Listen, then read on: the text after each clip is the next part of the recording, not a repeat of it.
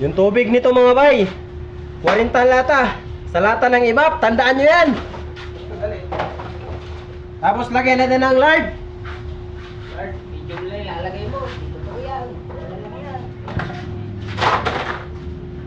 Lard lang katapat yan mga bay. Yan o. Oh. Dito to yan. Lagyan natin ng 1 and 3/4 mga bay. Lard ha, lard. Yan. Yan o.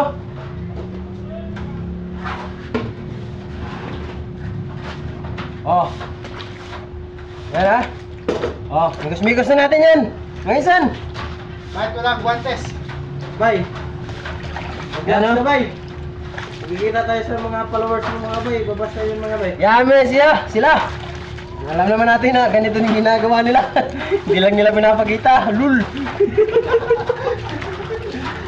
Bariling kita sa mukha eh. Yan o. Pag nag-gloves ka dito, wala rin mapapasukan. Ito yung mga literal na tinapay. Yung mga sinanaw ng tradisyon. Kaya huwag kayong masyado mag-iernarte sa mga basher natin dyan. Mambas lang kayo ng mambas. Bahala kayo sa buhay nyo.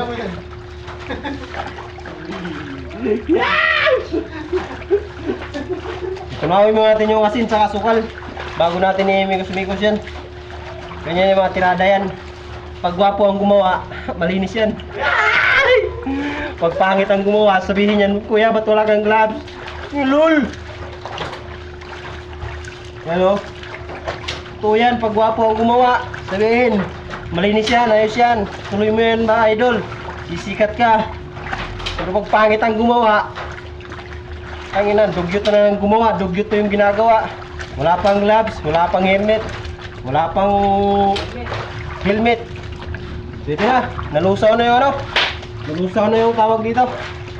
Nalusaw na yung asin at saka sukal. Minis-mikos na natin to. So ang pagmasa nito mga bay, dandahan lang ha. Huwag yung pirsahin, baka magdugo. Yan. Yan lang oh. Dandahan lang yan. Yan oh. Ikalat muna natin yung lard para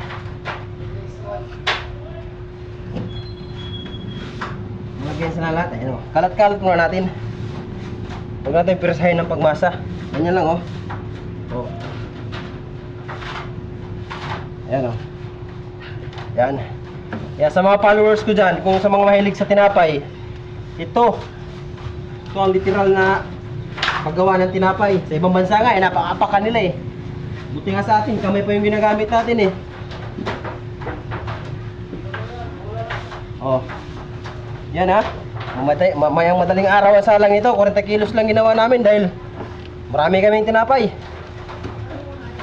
Mahina yung mga suki namin dito. Lakas pa ng ulan dito sa amin. Yan o. 40 lata tubig nito mga way. Yung lata ng ibap, puno yan, puno. Yan. Yan lang ang ano niyan. Tamang tigas niya. Sa 40 kilos din to eh. Hindi siya matigas, hindi yan malambot. Pero pwede ka pang magdagdag ng tubig pag gusto mong malambot. Yan o. Yan ha. Sa mga mahilig sa tinapay, yung mga tinapay na kinakain nyo, ganito yung ginagawa sa mga bakery. Yan. Yung iba, hindi lang nila pinapakita kasi nahihiya sila. Sa panahon ngayon, wala nang ganyan, wala nang hiya-hiya. Yan o.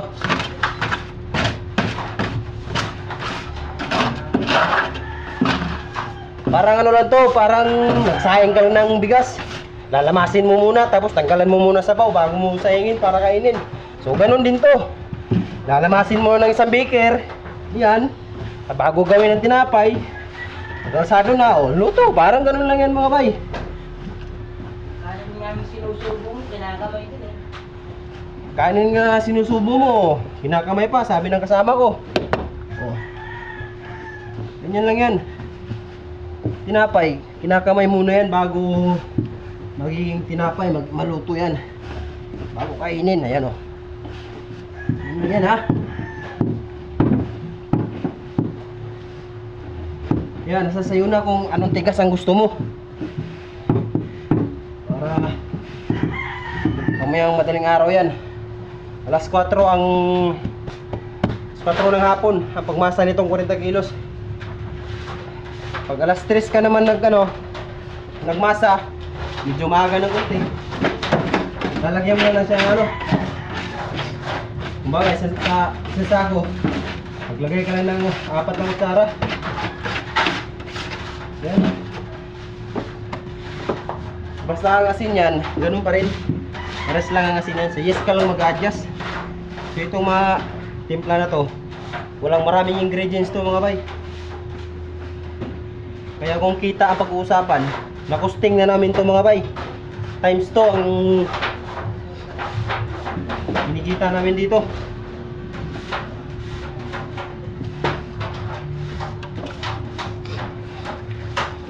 Alam na natin yan, lahat ng baker marunong mag-kusting ng tinapay kung may kita o wala.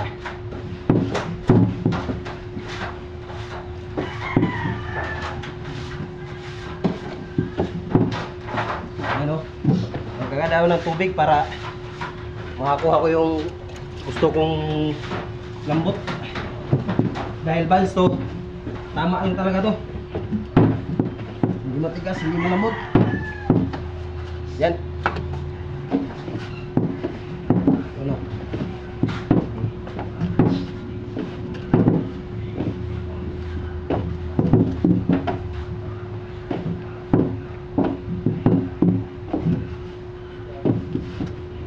Ano? Sa'yo na kung anong gusto mong tigas o lambot ng tinapay. Mga yung hindi masyadong malambot. Kasi lalambot pa to sa pasada. Pag pinapasada natin to, lalambot pa to. Kaya tama lang yun. Yung medyo may katikasan din.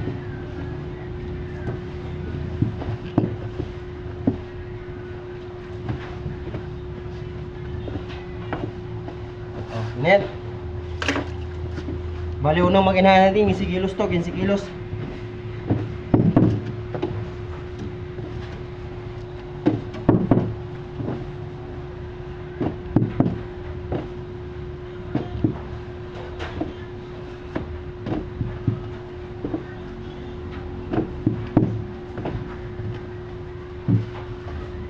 Kinen.